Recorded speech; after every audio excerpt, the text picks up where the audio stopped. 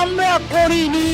আমরা বিধানসভায় এর বিরুদ্ধে প্রস্তাব নিয়ে বয়ান করেছি, আমরা সুপ্রিম কোর্টে কেস করেছি রাজ্য সরকার। তাছাড়া আমরা যতদিন আছি আমি এসব জায়গায় কাউকে হাত দিতে দেব না।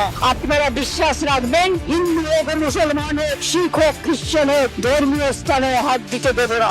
আমি ধর্ম নিয়ে রাজনীতি করি না, আমি সব ধর্মকে ভালোবাসি। বিজেপি তুমি আমাকে হিন্দুত্ব শেখাবে না, আমিও হিন্দুত্ব জানি। জগন্নাথ ধাম আমরাই করেছি, কালী মন্দির স্কাই ওয়াক আমরাই করেছি, দক্ষিণেশ্বর স্কাই ওয়াক আমরা করেছি। কোনটা করিনি? তোমরা কি করেছো?